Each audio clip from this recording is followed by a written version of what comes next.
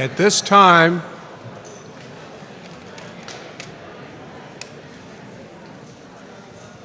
we would request that the checkers advise us as to the number of members who are in attendance.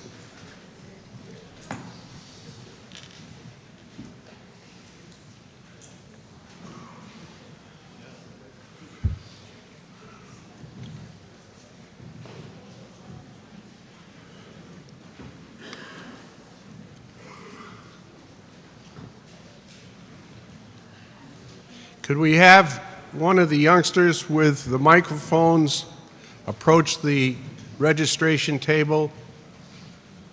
Oh, we don't have them working yet, do we? We do. They should be. Oh, no, you know what? They're up back.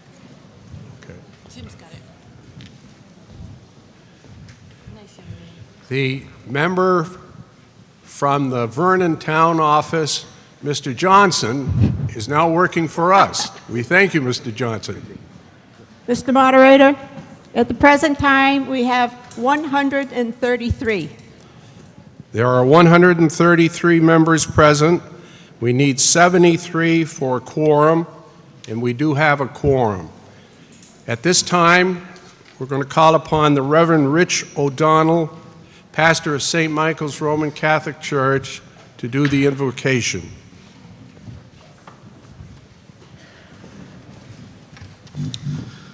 Let us pray. Almighty God and Father, as we continue to place our town in your hands, we ask that you give us judgment. We ask that you give us vision. We ask that you continually allow us to serve all of our sisters and brothers, especially those who are most in need. We ask that you help us always to be mindful of our blessings that we have received in this wonderful town of Brattleboro. We ask that you continue to allow us to work together as a community so that we can continue to bring peace and harmony, justice, but above all, we live in that harmony that you have called us to live in.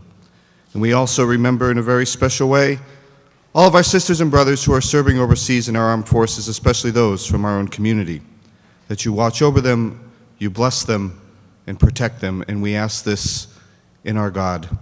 Amen.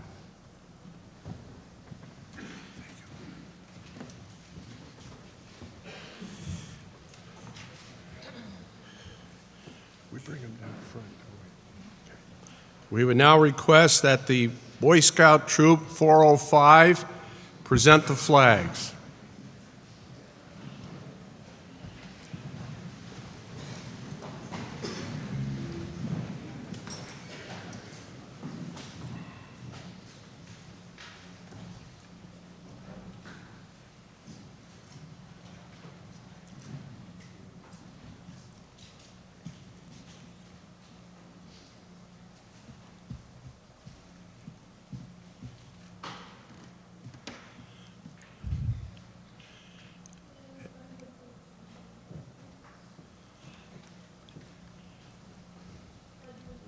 To the flag of the United States of America, and to the republic for which it stands, one nation, under God, indivisible, with liberty and justice for all.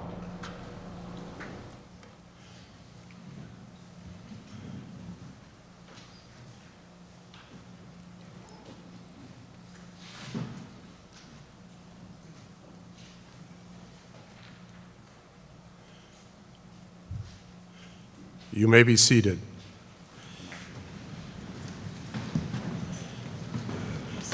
We wish to thank the Boy Scouts, Spencer Olson, Brendan McEnany, and Nelson Congleton, and Mr.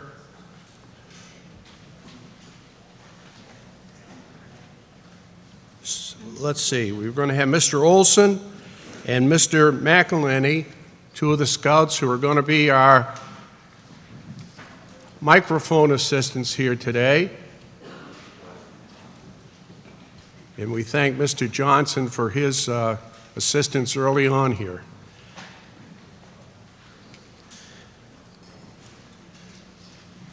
We'll have the opening and closing paragraphs of the warning by our town clerk, Annette Cappy.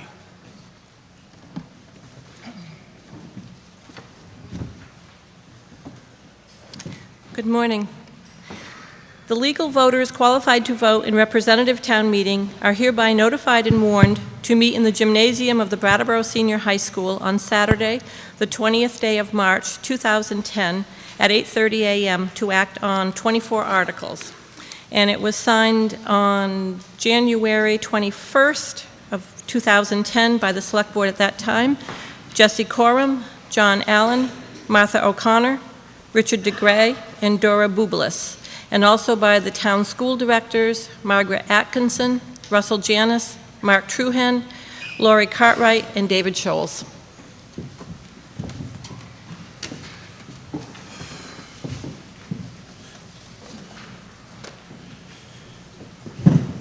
This meeting is being televised and broadcasted live by BCTV on channels 8 and 10.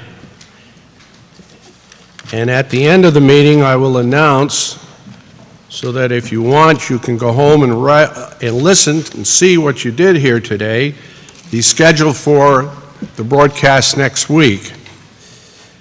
The meeting today is being interpreted for the hearing impaired by Corey Brenner and Elizabeth Berjerk. Article 17, which is the article that deals with the reconstruction of the parking lot and the drive at Living Memorial Park, is an Australian ballot article. The polls will open at 10 o'clock and will close 30 minutes after we recess this afternoon, or maybe possibly this morning.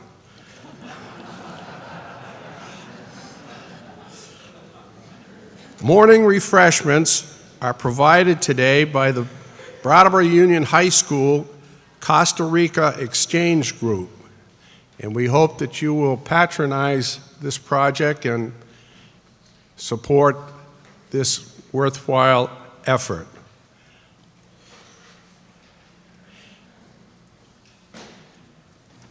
The procedural rules of the meeting have not changed, but I will make sure that everyone is acquainted with the procedures.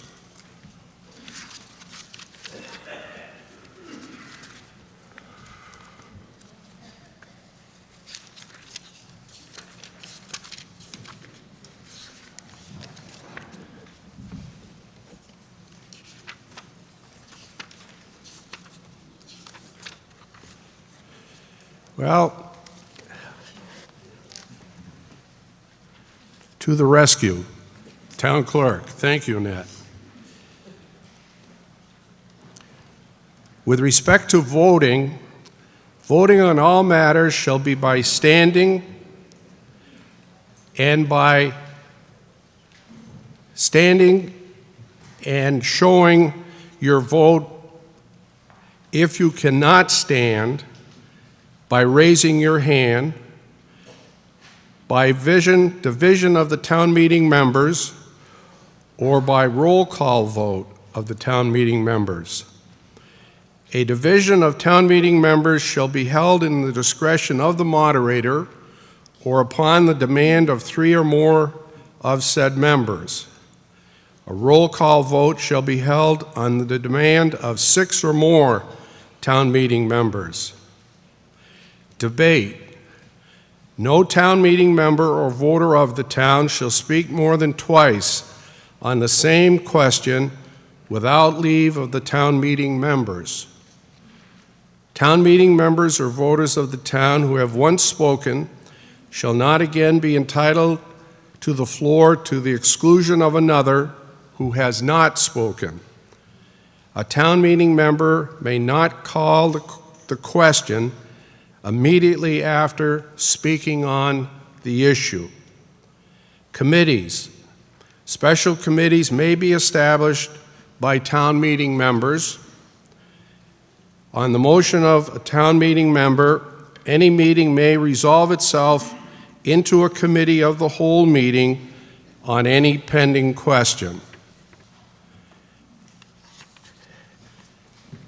Now, with respect to committees of the whole,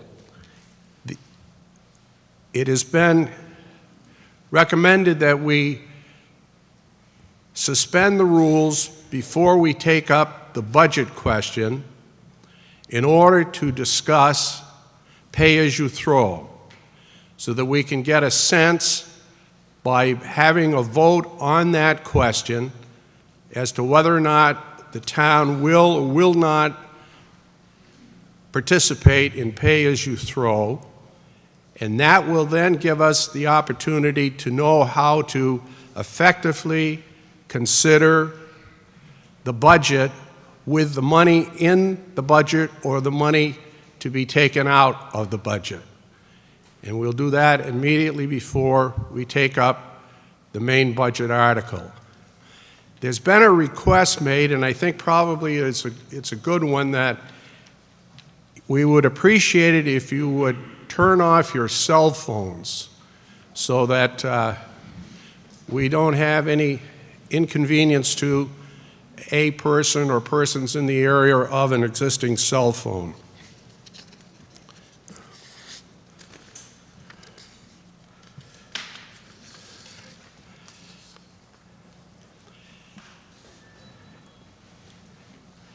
I do have a proclamation which has been submitted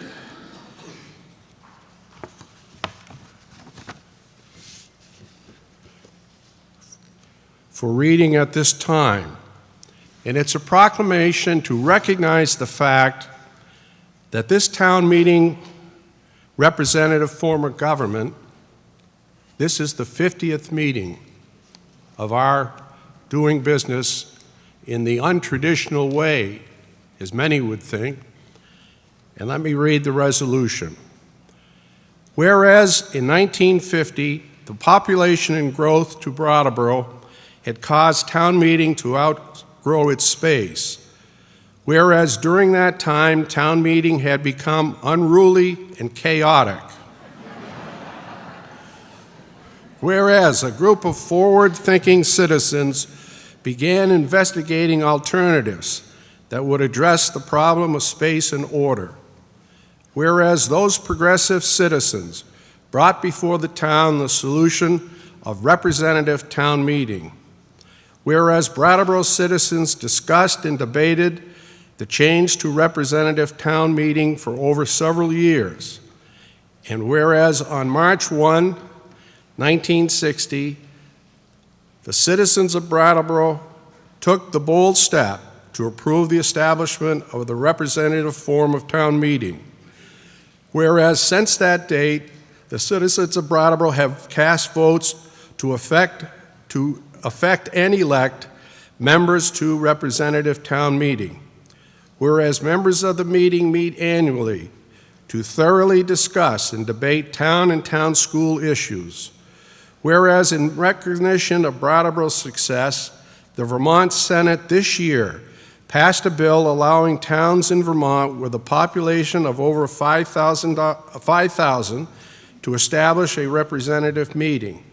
Therefore, let it be known that on the 50th anniversary of the passage of representative town meeting, members of the 2010 representative town meeting recognize and honor the tradition of Brattleboro's representative town meeting.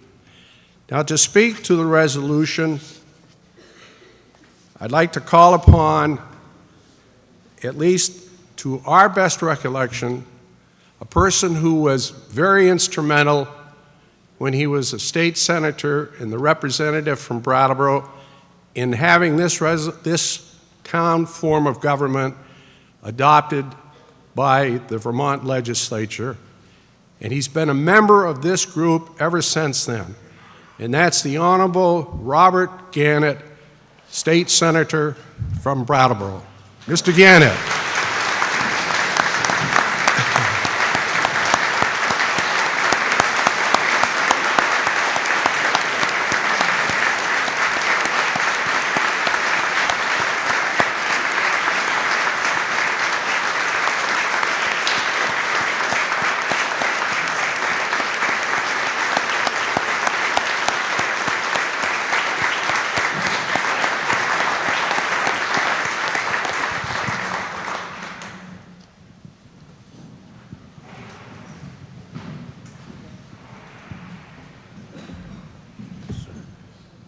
you, Mr. Moderator.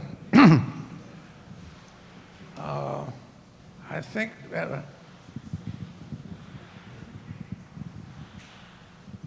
it's a great pleasure for me,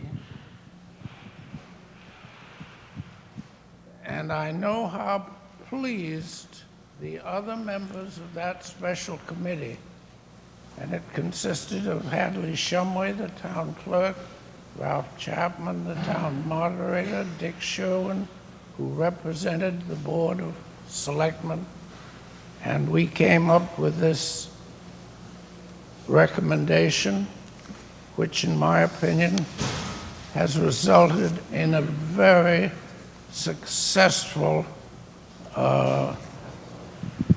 form of meeting, which for many reasons has proved valuable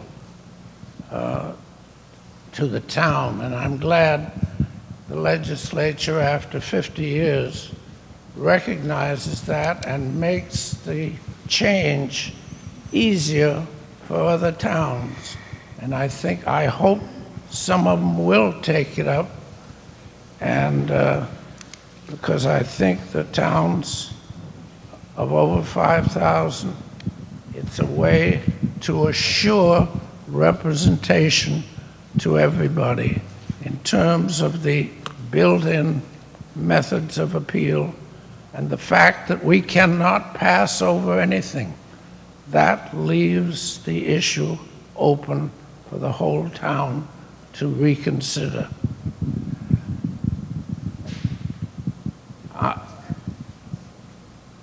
I cannot help but say, looking around this room and knowing how well represented we all are, how we represent different feelings, maybe even political parties, but that's not a part of this meeting. I could only wish that something as important as is being considered in Washington in the next 24 hours could be handling it in the way that we sitting here today can show them and anybody else that this is the way democratic government should be handled, and I'm proud that Brattleboro does it, and we have such good attendance, and we, as far as I know, there's never been a fist fight in 50 years, thanks to our moderator.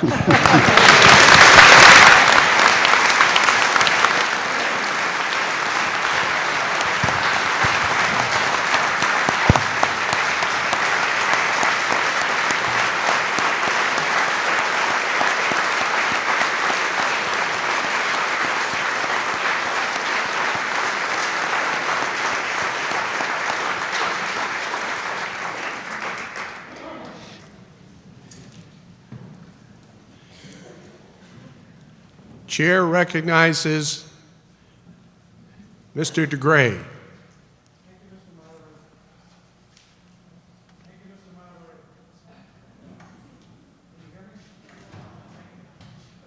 On behalf of the Brattleboro Select Board and the town of Brattleboro,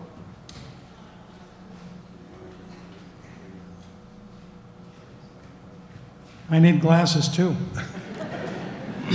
On behalf of the Brattleboro Select Board and our community, thank you. You always have the right, appropriate answer for everything. We would like to say thank you for your forward thinking and your courage to move forward to this type of government. And you're right, if we had more of this in our legislature and in Washington, we would be in a much better place. So on behalf of our community, we thank you for what you've done for us. And this is a gift that was given to us from the Brattleboro Historical Society and framed by Brattleboro Artisan. And we hope you enjoy it and hang it where you can look at it every day. And thank you very much from the bottom of our hearts.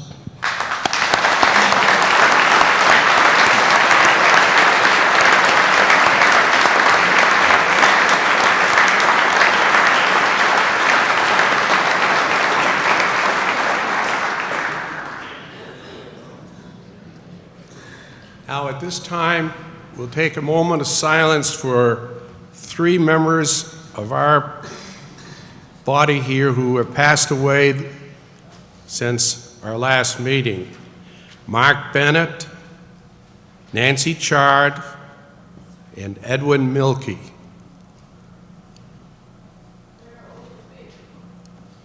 Thank you. Claire Oglesby. Marcia Thorne. Marcia Bourne. Thank you. Is there anyone else by chance? Okay. Thank you. Yes, Mr. Dias, or Mr. Dimes, I'm sorry.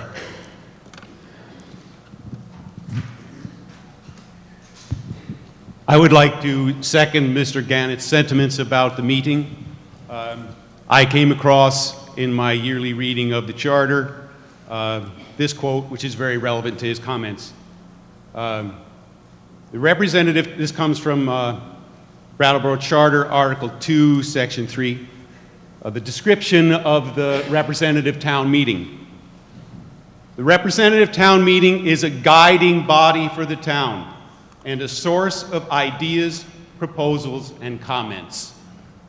I hope we all can recognize this and proceed with democracy under Article 32, and let us not fall into the rut of just being a second guesser to the select board, but let us take democracy under our arms and be a congressional body. I think of the First Continental Congress. We should approach democracy in an exploratory manner, like adventurers, like the original patriots. Thank you.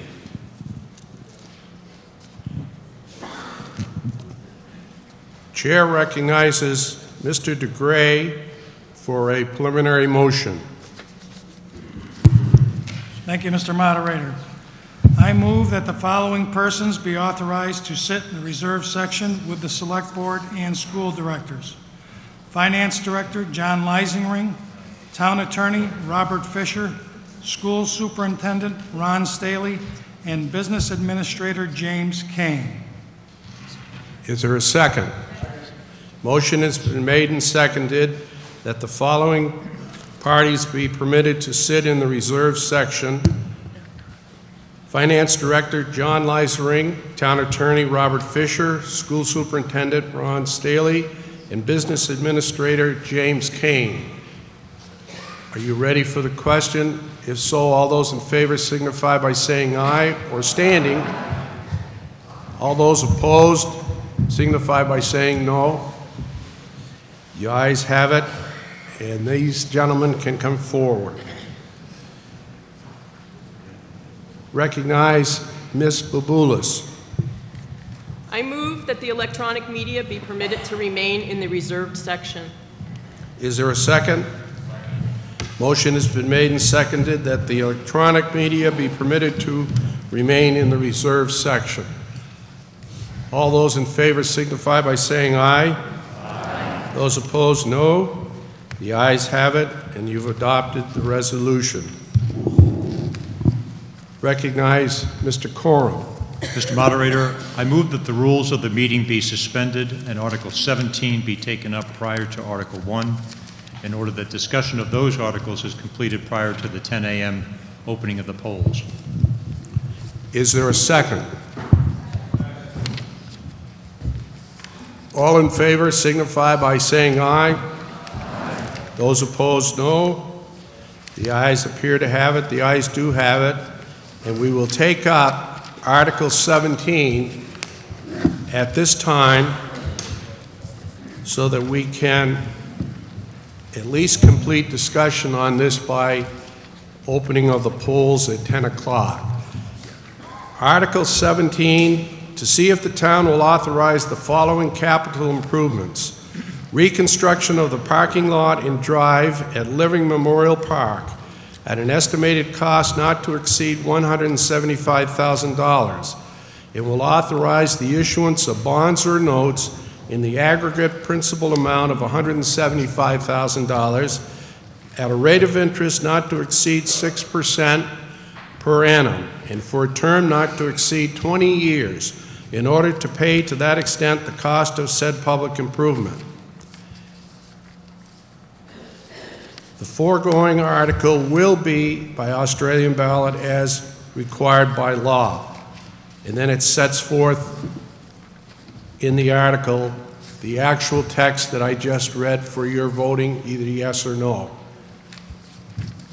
Does anyone, Mr. Fagelson?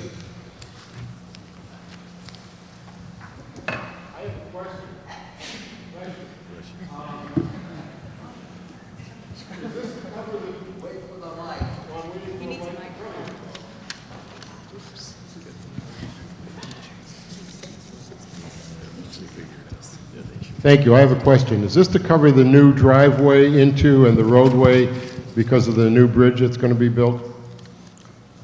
A member of the administration's interrogated. Ms. Sundag. Thank you, Mr. Moderator. It does have to do with the driveway. It's actually a bit more than that, and if possible, I would like to yield the floor to Rec and Parks Director Carol Lalott to speak to this article. Town manager yields to Mrs. Lalott.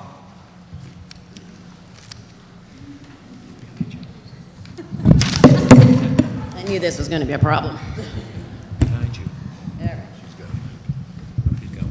There we go. Good morning. Article 17 is looking to address long overdue safety concerns and infrastructure improvements at Living Memorial Park. The main points of emphasis include utmost and foremost pedestrian safety, improve traffic flow, address our drainage issues that we have, which will be done through low-impact development techniques that will represent state-of-the-art environmental strategies. In addition, we'll be upgrading the water line and including a fire hydrant within the park. By doing all that, to highlight some of the areas of improvement, it will include increase the protected area for the players and spectators at the entrance of the park. Currently, there's about 1,800 feet right there at the entrance as people are driving in and out of the park. People are standing there waiting to play and watching the game as well. That'll be increased from 1,800 square feet to 3,600 square feet. We'll also be focusing on ADA accessibility to the pool, the senior area, and the ball fields, providing pedestrian connection to the covered bridge. In addition, we'll be incorporating crosswalks, sidewalks, and pedestrian holding areas, providing drop-off areas to both the senior area and the pool, incorporating one-way traffic flow in the lower parking lot, and then at the final, we will be repaving the area. In a nutshell, that describes what the project includes, and I'd be glad to answer any questions that people may have. Question is on the consideration of Article 17. Mr. Sprite?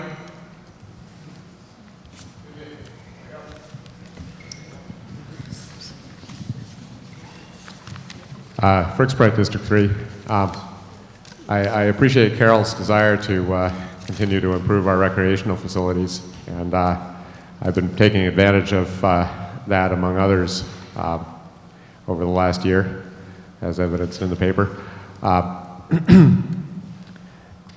However, I continue to be concerned about the fact that we have one of the highest tax rates in the state, and until we can figure out why that is and where that's coming from, I feel somewhat concerned about spending huge amounts of money on things that, at least in my use of the park, did not show evidence of being a problem. This place is not polished. It does not look like a park from the richest part of Connecticut, but people have a lot of fun there, and that is not depreciated by cracks in the pavement or as far as safety stuff goes, whether that stuff is done or not, us parents are going to have to keep an eye on our kids and make sure they don't run in front of traffic. to my mind, doesn't change that. And it seems evident that this has little or nothing to do with the bridge reconstruction. It's largely has to do with stuff that's on the park itself. So I would urge people to, at least for the moment, postpone this and wait till we are in better shape. I also would like to point out that there is a significant increase in the budget this year that has been by trash being shifted onto the citizens. At least that's something we're going to be discussing later. So bear that in mind when you're voting on this as well. The discussion is on Article 17. Mr. Wright.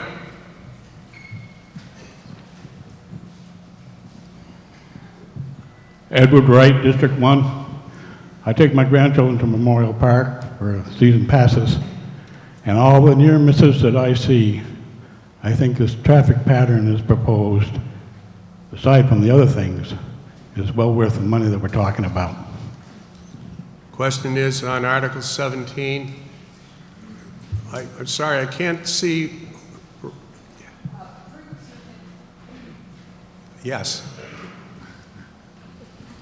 Ms. McKinney. I'm from District 1. I wonder if Carol could explain why the department feels that the improvements are necessary. We've certainly felt this was the timing, such with the bridge coming through. This has been, long overdue. This just seems the right time with the bridge coming through, and all the issues that we're having at the park, and number one being safety. Question is on Article 17. Mr. Martin. Terry Martin, District 1. I talked to Carol just before we started our meeting here, and last week at the information meeting she had said fortunately that no one had ever been hit, any pedestrians. And I would have this body know that I am reconstructing a motor vehicle collision that happened a number of years ago involving a pedestrian that was crossing on July 4th. This layout that I looked at over there is a very safe layout. It gets people away from the road and having to cross. They can come down over the new bridge on the right-hand sidewalk and go directly into the park, and access is being improved into the lower parking lot. I only wish that they would put a traffic light out on Route 9 to break the traffic up, both leaving the park after a ball game or an activity, or coming in to afford even additional safety to pedestrian traffic. Question is and I am for this. Question is on Article 17. Dr. Tortolani.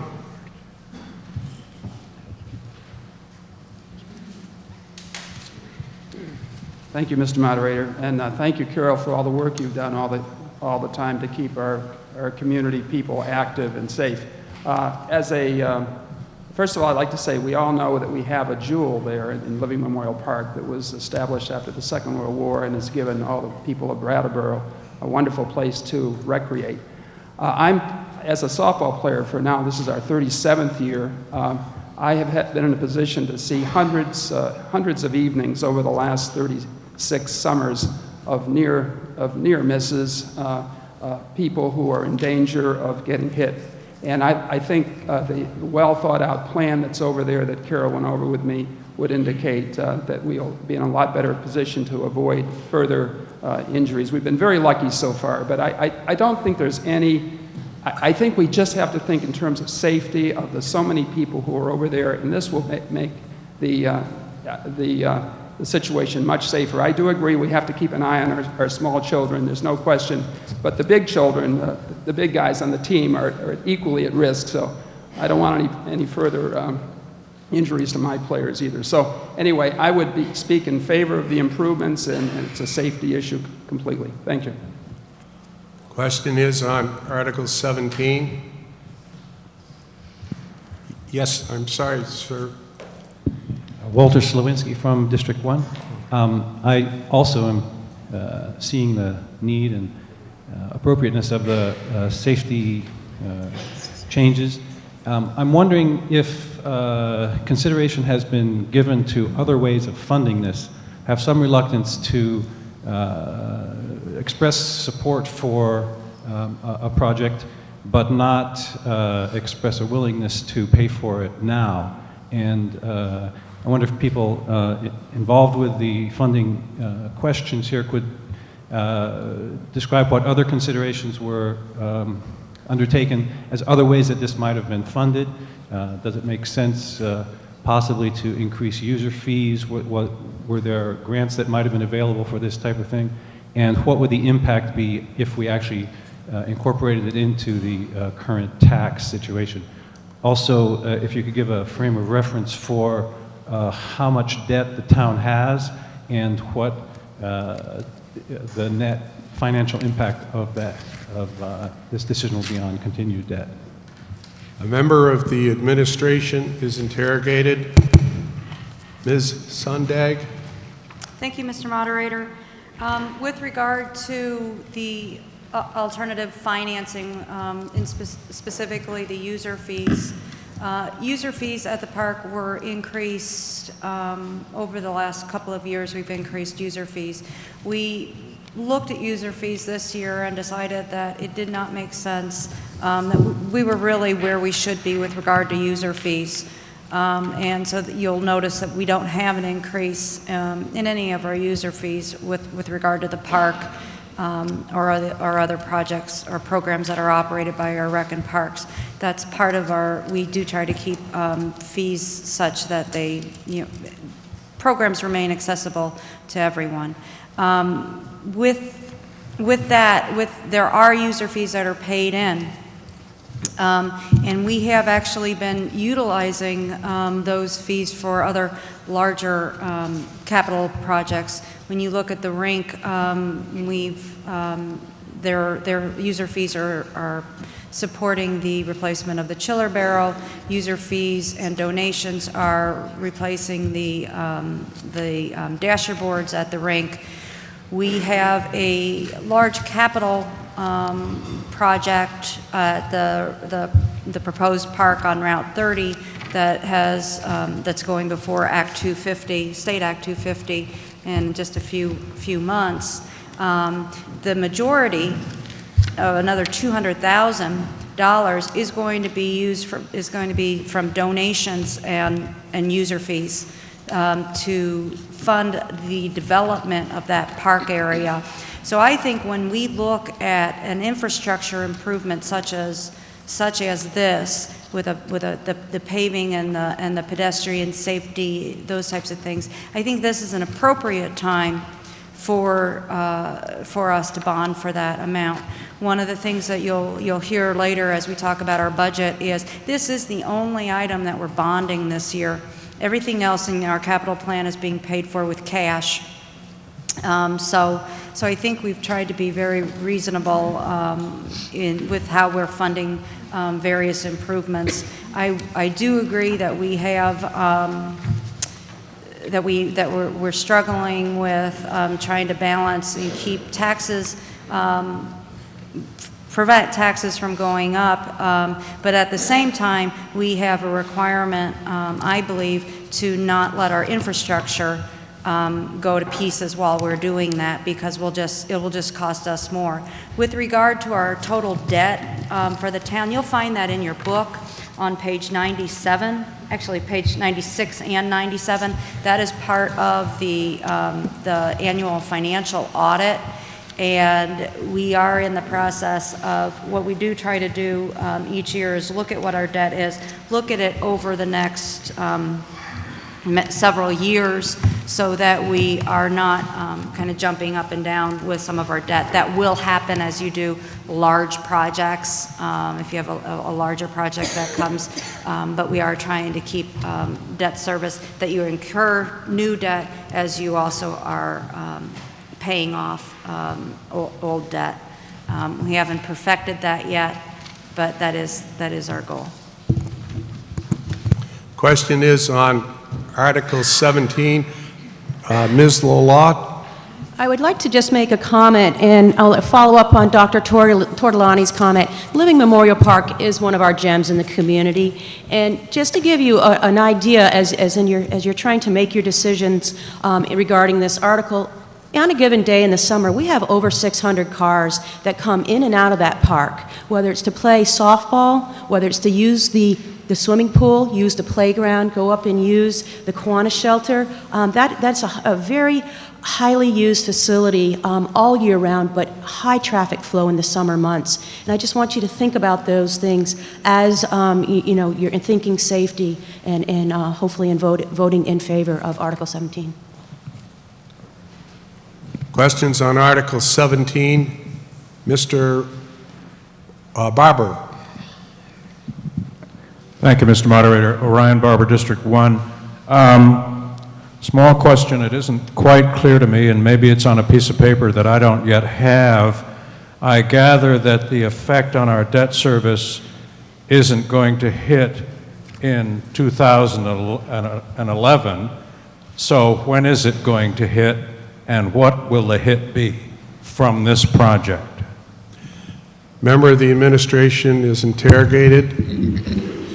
It would be, we would start paying the principal and interest in FY12, and we would, as far as the actual payment of that, we'll have to calculate that. We hadn't actually calculated that out. Although the article says at an interest rate up not to exceed 6%, we feel pretty confident that that interest rate would be at no higher than 3.5. 4.5. Yeah, 4. Okay, 4.5 at the most. And we have not yet determined actually how long. We haven't really talked about whether or not this would be a 20-year note or not. That might be too long. We may try to do a shorter note on that as opposed to putting it out that far. We may do a 5 or a 10-year note on that, depending again on how favorable interest rates are as you look at the 5 to 10 year, so that we would keep this. We wouldn't have this as a 20-year note. We wouldn't take out a bond for it. We would take a note out for it. Questions on Article 17? Mr. Underhill.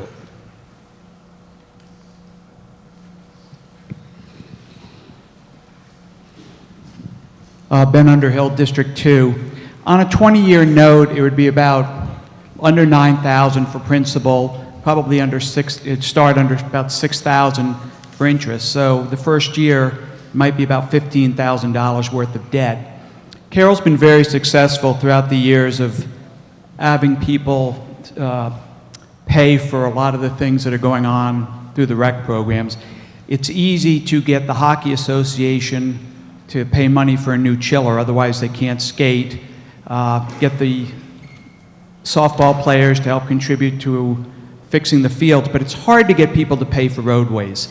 And with the new bridge, people will be coming down through the covered bridge on the sidewalk of the new bridge and immediately being able to cross into the park rather than walking at a crosswalk in front of near the Christian Heritage there, where cars are going to be automatically passing. So as Terry said, that's going to be a lot of safety protection for the people by doing that. The roadway and the parking area are becoming pretty rutted. The pavement is cracking and stuff. So if it's something that the town wants to do, we're going to do it now or we're going to do it later. And while the bridge project is going on with the reconfiguration, it makes sense to do it now. Thank you. Question is on Article 17. Mr. Agave.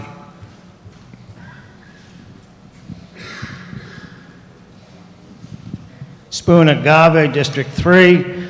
Of all the things that the town needs now, and I recall how shocked how everybody's just kind of groaned when I suggested at the informational meeting that we increase the services, the social services to help the elderly and the kids and the poor and et cetera. And by a small amount, by only like a fourth of what this would be. And yet here we are in this day and age with all the things that we need, and we are talking about paving the parking lot. I don't find it persuasive that it's okay to take out a loan simply because it's the only loan this year. I don't think that part of the town's financial health includes taking out loans every year. I also noted that in 2 years or next year, we have a capital budget that is calling for $15.4 million in improvements for a police station, a fire station, and other things. So there is no point in adding to that now. I do, however, recognize the safety issues, and I think it would be much more prudent simply to not vote for this, to turn this down, and for the town simply to spend our money for the smaller part. It's about 1/3 of this for the sidewalks and the hydrant and the safety issues, and resolve those and let the rest of it go. Question is on Article 17. Dr. Abel?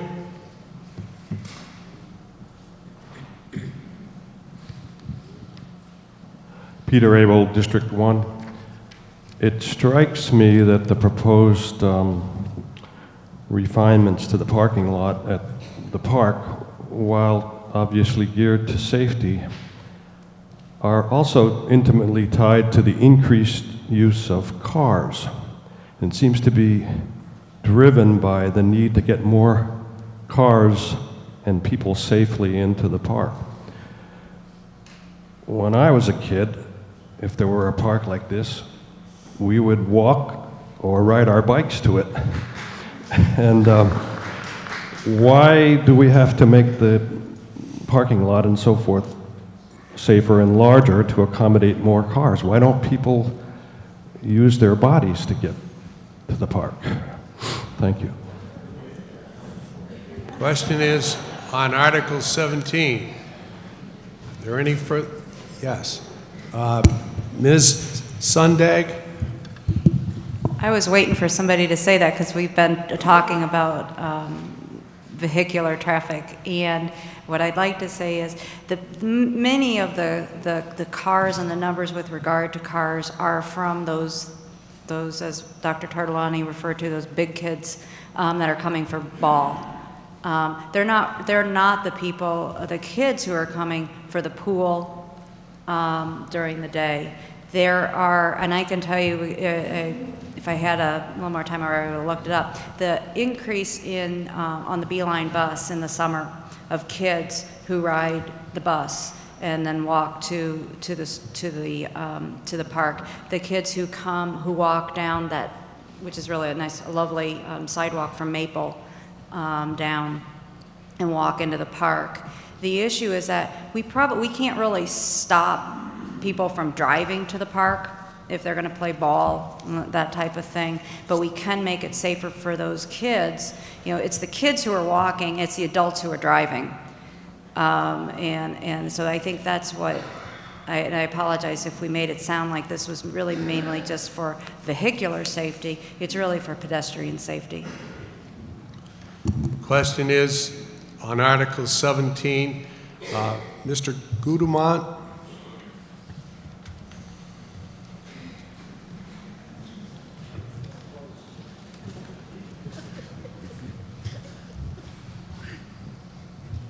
Gary Gudemont, District 3. Carol, I was wondering if you could say anything about the low-impact design features that you mentioned. Well, I'm going to defer that to Monroe Whitaker, since he can talk about the technical piece of things. Mr. Whitaker?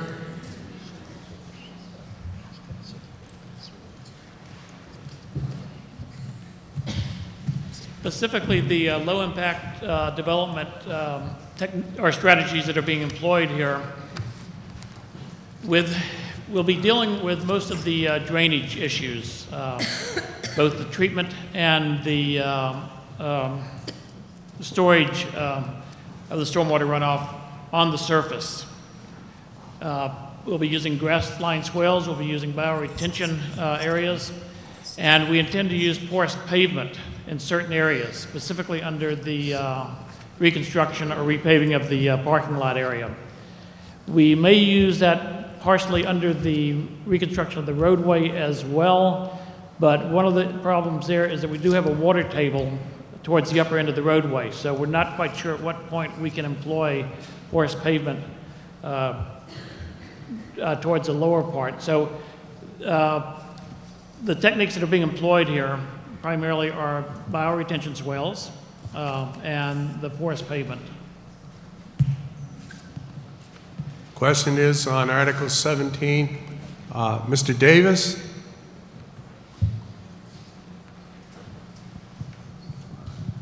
Just a quick question on, I'm District 3, by the way.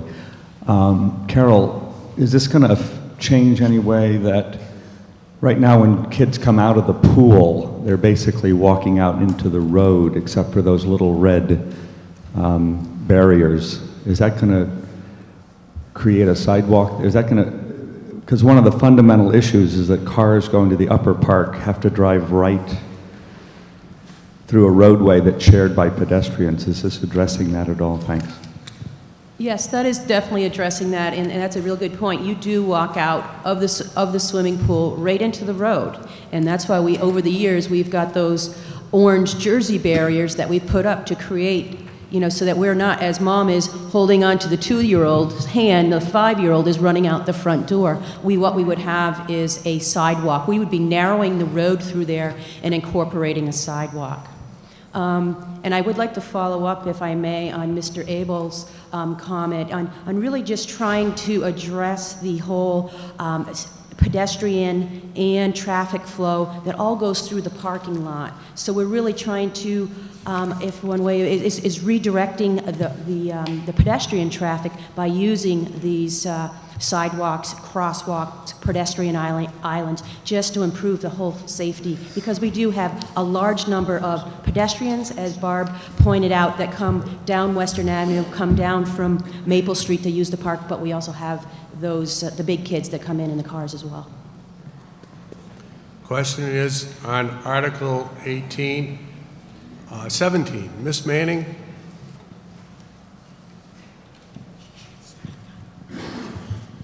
Hi, Sherry Manning, District 1.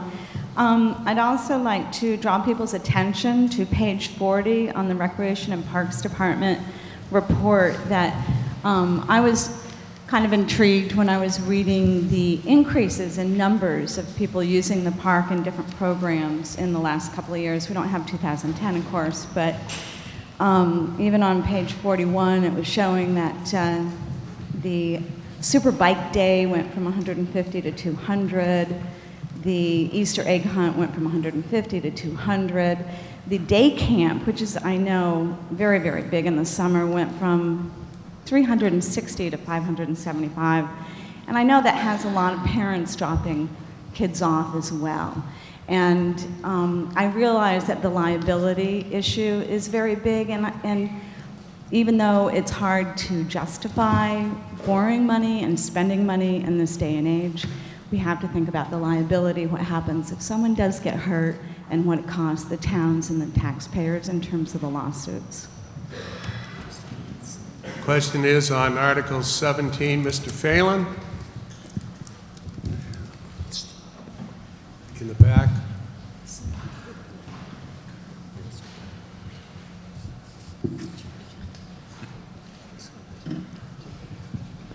Peter Fallion, District 3. I call the question. Motion has been made, has it been seconded to call a question?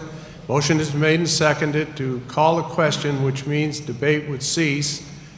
Are you ready for that question? If so, all in favor signify by saying aye. Aye. Those opposed, no. The ayes appear to have it.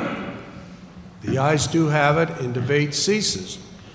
So Article 17 will be voted on starting at 10 o'clock until 30 minutes after we recess this afternoon. We'll now go to Article 1. Chair recognizes Mrs. O'Connor. Mr. Moderator, I move that the auditor's report be accepted as printed. Is there a second? Motion has been made and seconded that the auditor's report be accepted as printed. Are there any questions?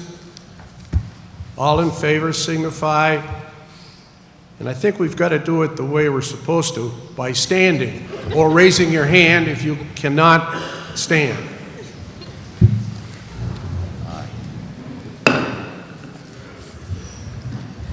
Those opposed, kindly rise and remain standing. And you've adopted the auditor's report. Article 2, to elect 3 trustees for the Brooks Memorial Library to serve 3 years. Chair recognizes Mr. Pillsbury. Thank you, Mr. Moderator. I move the following people be appointed to serve on the Board of Trustees for Brooks Memorial Library: Stephen Frankel, Carol Greenberg, John Nierenberg. Sorry about that, John. Is there a second? Second. Motion has been made and seconded that the following people be appointed to serve on the Board of Trustees of the Brooks Memorial Library: Stephen Frankel, Carol Greenberg, and John Nierenberg. Are you ready for that question? If so, all in favor, kindly rise and remain standing.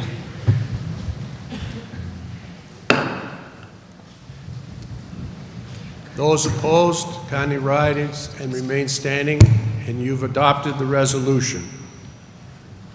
Article 3, to elect 2 representatives to the Capital Grant Review Board for the term of 1 year from March 20, 2010. Chair recognizes Mr. DeGray. Thank you, Mr. Moderator. I move that the following people be appointed to serve on the Capital Grant Review Board for the term of 1 year from March 20th, 2010. And my understanding is that you are to seek 2 representatives from the body. Well, this is an opportunity for someone to be able to rise, and you'll be seen on TV as volunteering, so you might get another job. Does anybody wish to volunteer? Dr. Fagelson? Having served the past year, I'd like to continue on with the continuity. We have no Very good. We thank you, Dr. Fagelson. And is there any other person? Mr. Sprite? Okay, Mr. Sprite. Are there any other nominations? Mrs. Coram. Now, we need 2. So we've got 3. As I understand it, we've got Mr. Fagelson, Mr. Sprite, and Mrs. Coram. Now,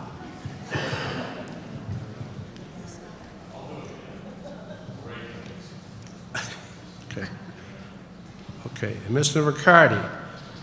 All right. Now, I think the best way to do is to all in favor. We're going to vote for 2 people out of 4 candidates, and I think we'll do it on the basis of who of the 2 gets the most votes. Those in favor of having Mr. Fagelson serve, kindly rise, remain standing until counted. And I'm going to have the clerks count.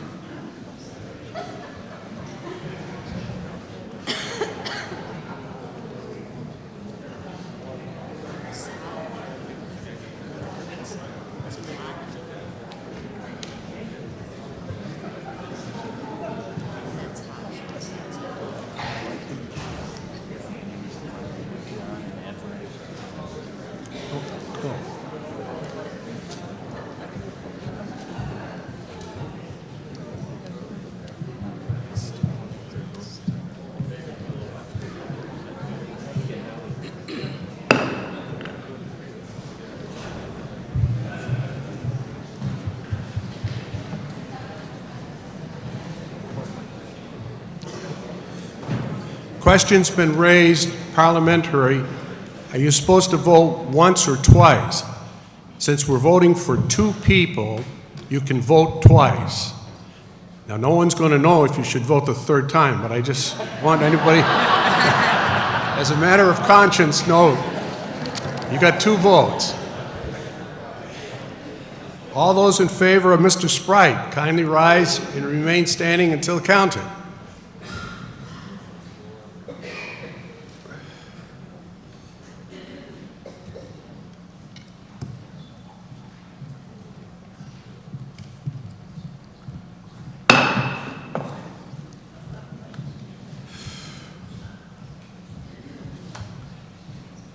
All those in favor of Mrs. Coram, kindly rise and remain standing until counted or raise your hand.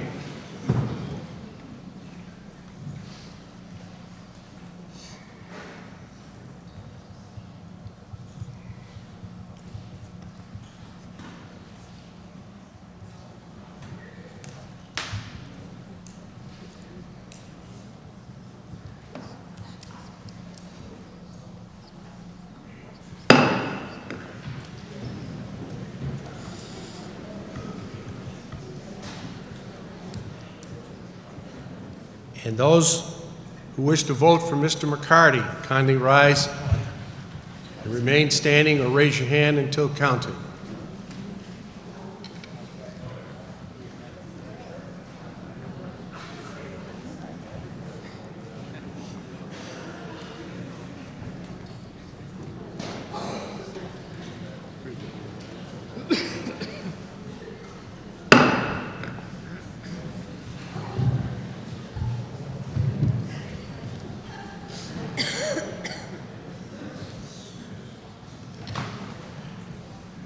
And the 2 winners are Dr. Fagelson with 128 votes and Mrs. Coram with 59 votes.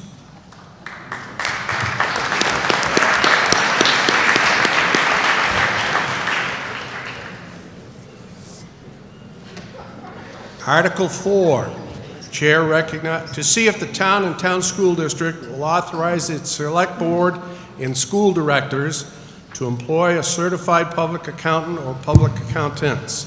Chair recognizes Ms. Boboulas. Thank you, Mr. Moderator. I move that the town and school district authorize its select board and school directors to employ a certified public accountant or public accountants. Is there a second? Motion's been made and seconded that the town and town school district authorize its select board and school directors to employ a certified public accountant. Are you ready for that question? If so, all those in favor signify by rising or raising their hand. Those opposed, kindly rise, remain standing. The ayes have it, and you've passed the resolution. Article 5, to see if the town will ratify, approve, and confirm the Select Board's appointment of town clerk and town school district clerk for a term of 1 year. Chair recognizes Mr. Coram. Thank you, Mr. Moderator. I move that the appointment of Annette Cappy as town and town school district clerk for a term of 1 year from March 20th, 2010 be ratified, approved, and confirmed. Motion's been made and seconded that the appointment of Annette Cappy as town and town school district clerk for a term of 1 year from March 20, 2010 be ratified, approved, and confirmed. Are you ready for that question? If so, all those in favor kindly rise. I'm sorry. Yes. Lori Cartwright, District 1. I just wanted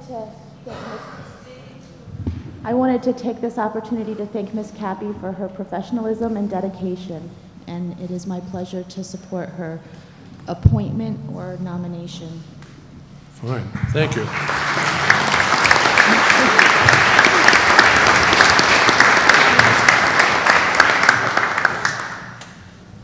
Now, let's make it official. Mr. Dimes. I move that we appoint Ms. Cappy for 5 years.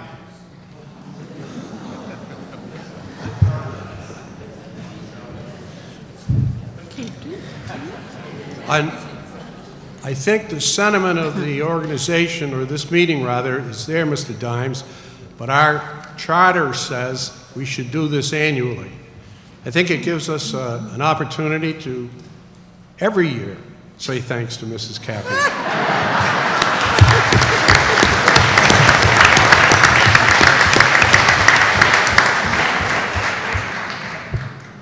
Now, let me make sure we take the vote.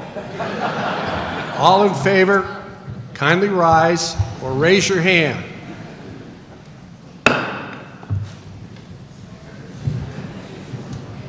Those opposed? No opposition? You've been re-elected, Mrs. Cappy.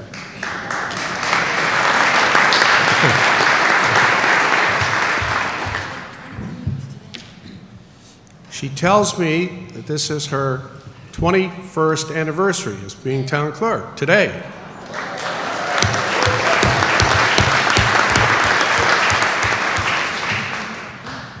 Article 6, to see if the town will ratify, approve, and confirm the Select Board's appointment of a town and town school district treasurer for a term of 1 year. Chair recognizes Mrs. O'Connor.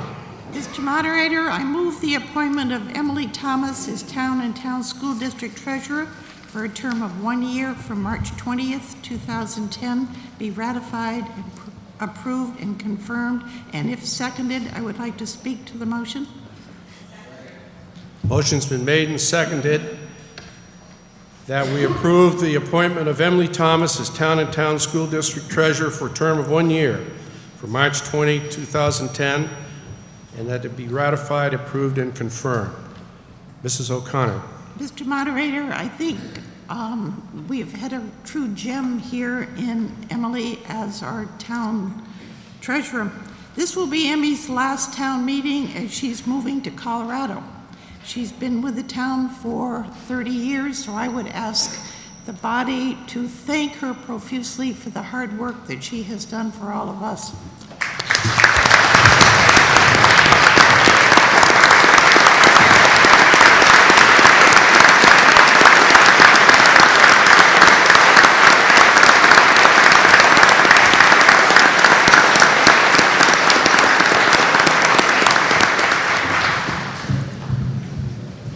Motion has been made and seconded. Those in favor of the motion, kindly rise, remain standing, or raise your hand.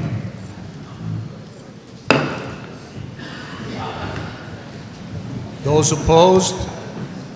No opposition, and we have unanimously adopted the resolution appointing Emily Thomas as town treasurer for an additional year. Article 7, to see if the town will ratify, approve, and confirm the Select Board's appointment. Mr. Webster.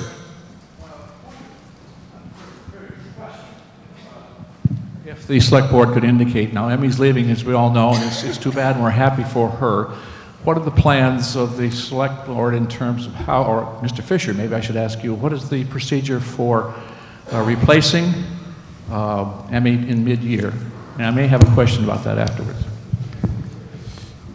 Mr. Fisher's interrogated if he desires to be. Thank you, Mr. Moderator. With regard to when Emmy leaves as of July 1st, there will be an appointment by the Select Board for the remainder of her term, which will take us through this time next year. Question is,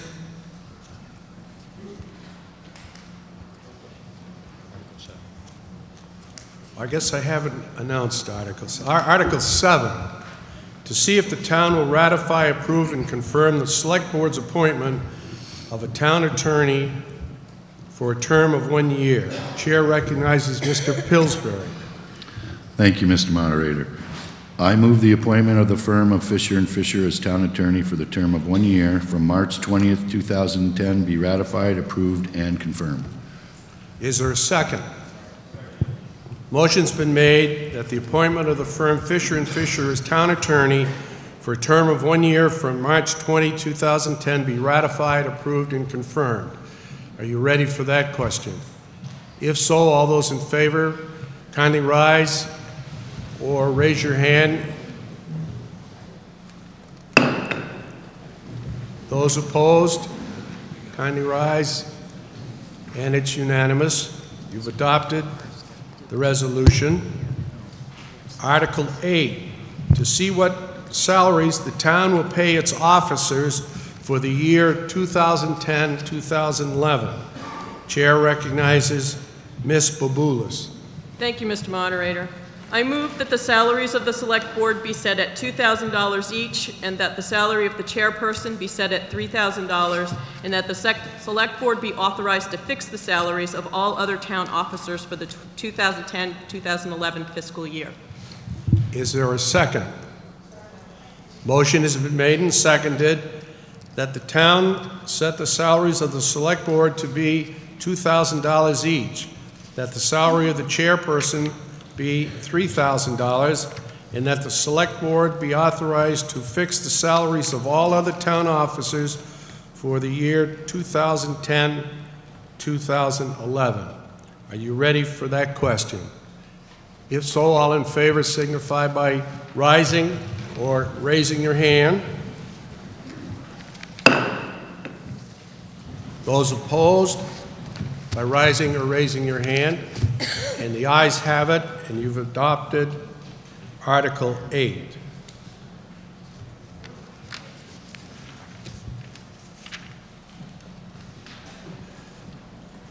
Chair recognizes Mr. DeGray. Or Mr. Moderator, I think that the protocol that we talked about at the beginning of the meeting in terms of a committee as a whole would be injected here. Okay.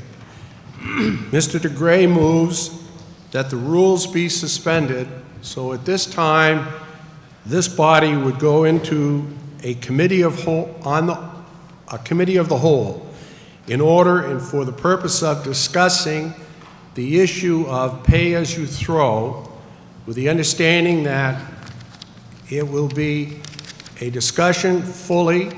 At the end, we will take a vote to determine what the sentiment is of this body, which we feel will represent the sentiment of the people who are the taxpayers and citizens of this community.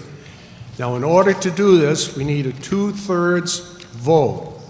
So the question is, shall we suspend the rules in order to take up, out of order and out of the article itself, Article 9, the issue of shall the town have a pay-as-you-throw system? Now, this is not a vote on the article as such. It's a vote to take up the article. So all in favor of taking up that issue at this time, kindly rise or raise your hand until counted. And I'm going to ask the checkers to do a count here, please.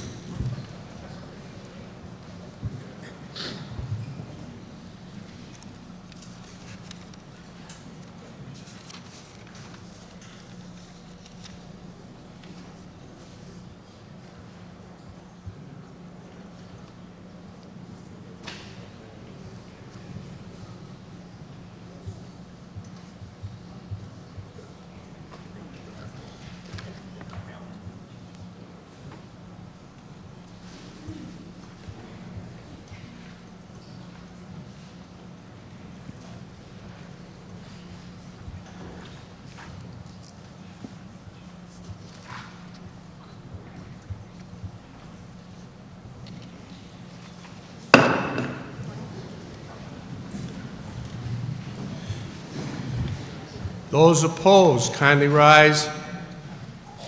Suspend the rules? Fine, thank you.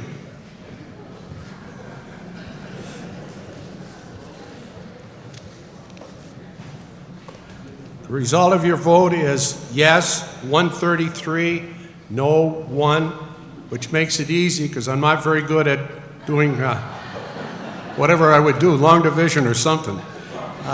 So we have suspended the rules, and the issue is now opened, and we'll listen to a member of the administration or some designee to make the opening statement, whatever they wish to call it, on pay-as-you-throw. And is that going to be Town Manager? Mr. DeGray? Mr. DeGray.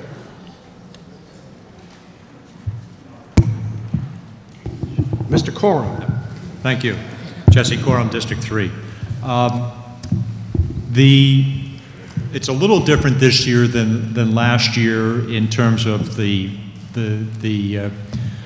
protocol, so to speak, but I think since we're doing this as a committee of the whole, it seems to me that it's really the same discussion in a lot of ways that we had last year. And since last year, as we know, we submitted a survey. The Solid Waste Committee of the board submitted a survey that was completed by town meeting members. Most of you completed that survey. There were questions that were raised at that meeting, and the Solid Waste Committee has had a number of meetings over the last year to address the concerns of this body. And they have come back with a proposal, and we, during our budget discussions, I think particularly on that Saturday in mid-November before Thanksgiving, when we met, the board met with all department heads for a full day, we discussed this topic of pay-as-you-throw. Had discussed it many times before as well, and decided that there would be about, I think it's $328,000 that would be in the budget, but the revenue would be for that would not be generated by taxes, but rather by the sale of bags. And we have gone forward with requests for proposals and obtained those proposals, bids for the bags, and they will be, at this point, it looks like $1 for the 15-pound bag and $2 for the larger bag, about twice that size. Now, the change for pay-as-you-throw is for simply, the bags will be picked up the same if you're on a Tuesday route or a Wednesday route. The trash is going to be picked up the same way that it always has been. It's just going to have to be in one of the purple bags that I see Barb has out in front of her. So that's the only change of that we do by going to the pay-as-you-throw. However, there's several reasons for going this way, it seems to me, and if I might just take a minute. It seems that this is not only environmentally friendly, it's also green, and it's also sustainable.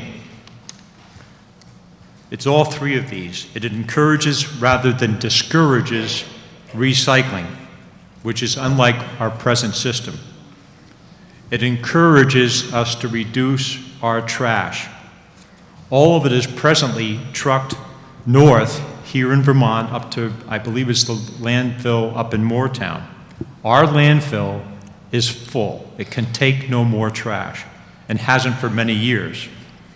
So the Moortown landfill or any other landfill where our trash that we produce as residents of Brattleboro is going to fill up at some point. It's not going to last forever. And we need to be thinking about our future, and pay-as-you-throw allows us to take that step. It's a big step, I think, in the right direction.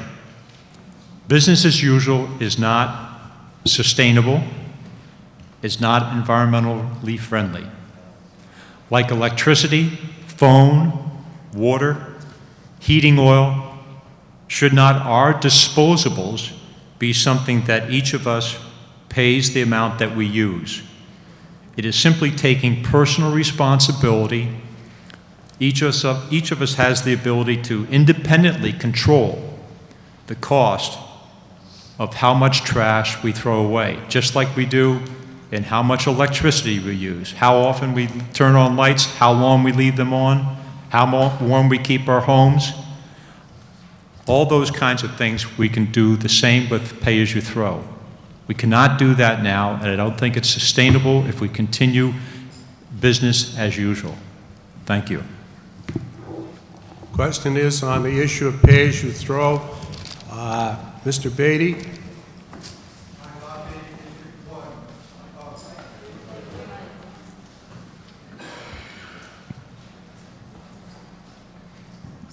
Thank you. My question is to the Select Board. Last year we had this discussion. The Select Board abided by the consensus or the decision of this meeting. Will the members of the Select Board agree to follow the dictates of this meeting, or will they attempt to institute pay-as-you-throw regardless of the dictates of this meeting? Member of the administration's interrogated. Mr. DeGray? Thank you, Mr. Moderator. I am one vote on the board. I can't speak for the rest of my colleagues. Last year's vote was actually fairly close. There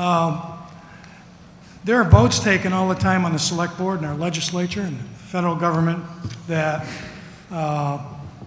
you go one way or another. And I said at the informational meeting, and have taken some heat on some of the blogs, and actually some people made it quite personal, that unless this is a really overwhelming vote to go to keep the same system, I'm going to cast my vote for pay-as-you-throw. I have been honest and forthright with you. People have called me arrogant. I call it principle. I committed to this in December when we had this discussion. I said this fight will not be this month, it will be in March. I don't speak for anybody next to me. They get to cast the votes that they wish to cast, just as I do on the first and third Tuesday of every month, when I cast votes on land issues, housing issues.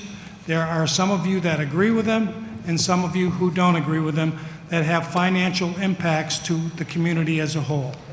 So unless this vote is overwhelming, I'm going to stick with what I said, that I will still continue to support pay-as-you-throw. Thank you. Question is on article on the suspension. Point of order, Mr. Moderator. Yes. It is 10 o'clock, and I would have you declare that the polls are now open for the vote. Okay. Mr. DeGray asked for a point of order, and we wish to advise that it's 10 o'clock, and the polls will be open for those who wish to vote on the Article 17, which is the Living Memorial Park. And I understand that someone's raised the issue that other select board members may wish to answer the inquiry as raised by Mr. Beatty. So Mr. Phillips, I'm going to take their answers, and then we'll recognize you. Mr. Pillsbury. Darrell Pillsbury, District 2. I am first against pay-as-you-throw, but I will vote the way that this body comes to a vote, and I don't even care if it's by one. I will vote the wishes of the body.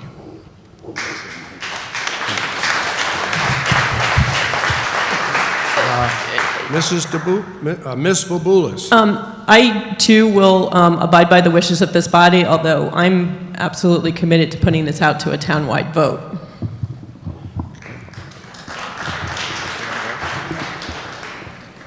Mr. Moderator, I am very strongly in favor of pay-as-you-throw, but I believe we come here for town meeting to listen and to learn. That's everyone. We all need to listen to each other and learn. And I certainly will wait to see what this vote is, and I am inclined to go along with the dictates of this body. Mr. Coram. Thank you, Mr. Moderator. I tend to think along the same lines as Martha. We are a democratic body. The real concern that I have is, I understand we have about, let's say we have 133 people here, and 67 vote to not go as pay-as-you-throw, and 66 vote to go as pay-as-you-throw. That is where it's tough. If it's 100 against pay-as-you-throw and 33 against it, then clearly the town is not ready to go forward with pay-as-you-throw. I find it difficult sitting here as a representative, essentially, of many people.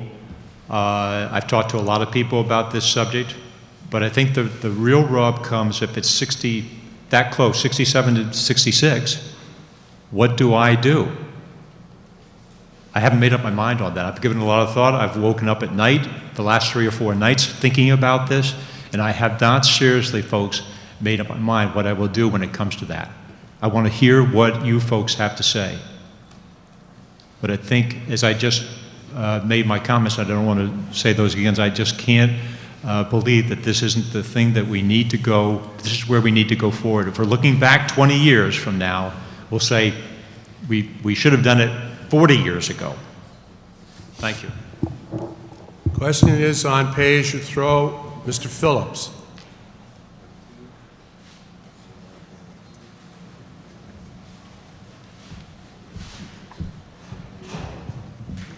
Steve Phillips, District 3. I was the one vote against suspending the rules, and I'll tell you the reason. It's because I think this debate, like last year's debate, is a meaningless one. I'm disappointed that last year's select board, in my view, chose to disregard our views. And I suspect, at least, that may happen again if it's close, if the vote is close. Having said that, I'm going to vote against pay-as-you-throw again, and I'm glad Darrell's on board. And I agree with Dora's view that this may be something that we may want to ask the whole town about, because I do suspect that this is going to impact those least able to pay in a negative way. And that's my biggest concern. Question is on pay-as-you-throw. Dr. Fagelson?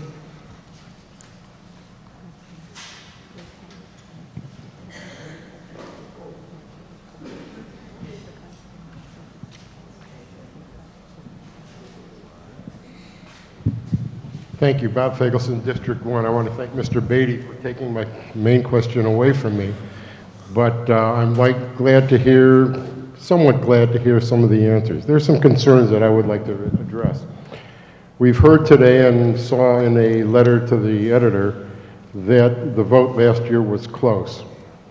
Let me say that in any other election, that percentage would be considered a landslide. So it really wasn't close. 74 to 58 is not close. Last year, we were told by the select board that they were going to go through an educational program this year to teach us all about recycling. I must have missed that program because I haven't seen it. Second of all, we've heard anecdotal evidence, and I mean it's only anecdotal evidence, that this will not increase dumping. I have seen no scientific statistical evidence that would prove that case. I don't see any reason why it wouldn't increase dumping. Dumping goes on now, and if you got to pay for your garbage, you're going to dump it. And speaking about dumping your garbage, what is to prevent people? You're going to increase recycling, no question about it. If you do this, you're going to increase recycling. You're going to increase what the recycling people are picking up, but what they're going to be picking up is what a lot of people's garbage is that they throw into it. Recycling in this town, and the way we have it, is really, really very, very difficult for people to comply with. I have a son who lives in Austin, Texas. They recycle everything except food. I'm talking about yogurt cups, necklace bottles, even aluminum foil. So it's very, very hard to comply with some of the recycling standards that we have here. One of my main concerns, however, is the adverse effect that this is going to have on lower income people. There is no question about the fact that this is going to affect lower income people much more than it is higher income people. And I think this is not fair, and I think that's not right. And I would therefore urge this committee to vote against this. Questions on pay-as-you-throw? Mr. Cummings.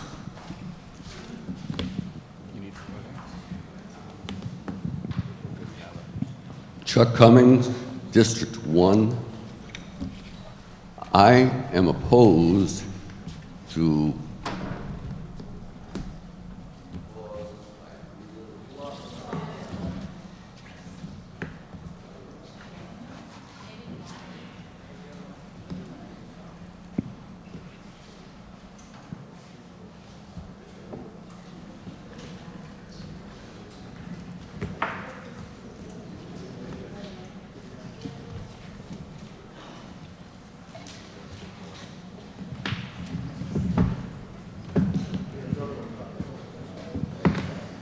Thanks a lot. A Boy Scout to the rescue. And we appreciate it. Chuck Cummings, District 1, and I rise to oppose the suggestion of the Select Board.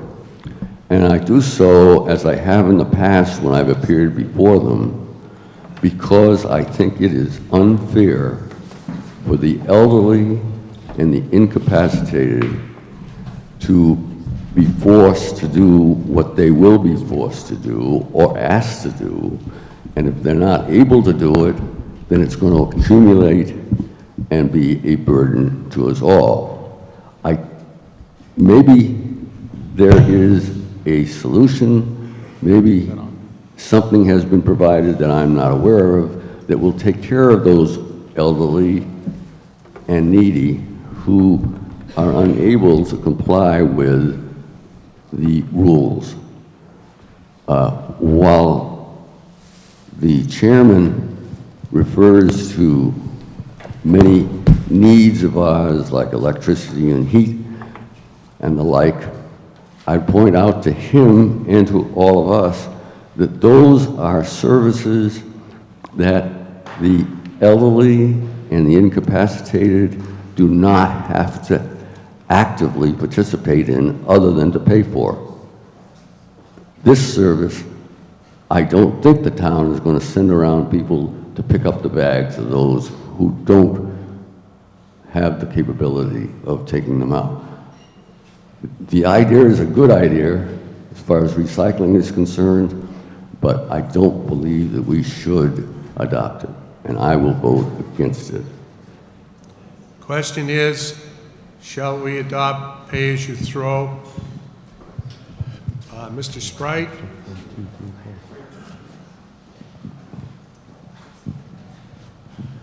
First Sprite, District 3.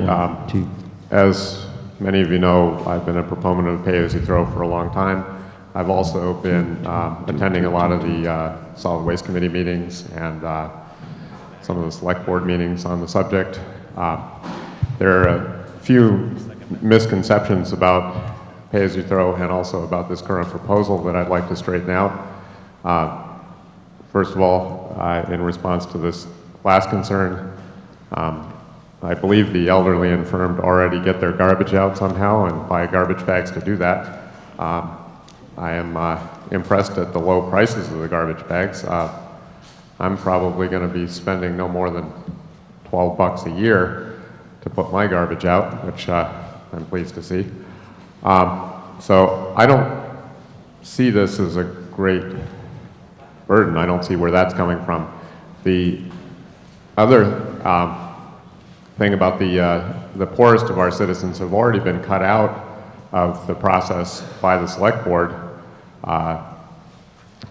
quite a while ago, much to the protest of many of the poorest tenants here in town in the bigger buildings who are no longer being serviced by trash or recycling pickup, and at great expense to them or their landlords, and paid for by them.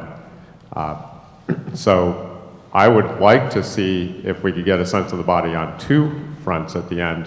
One is whether or not everybody should be included in townwide recycling. If we are serious about recycling, I hope we will include not only every residence, but also every business who's willing to put something out to be picked up by the recycling truck. Since we're talking about the community, not a small slice that's served by the select board, they are responsible to, and we as a body are responsible to the residents, the businesses, and the,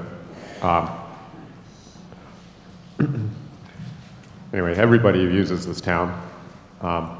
And as with the water and sewer, which serves everybody and is paid for by everybody, there would be no additional financial burden to the town. I'm concerned that part of the motivation for this pay-as-you-throw on the current select board is to shift dollars off the tax rolls so it looks better for us at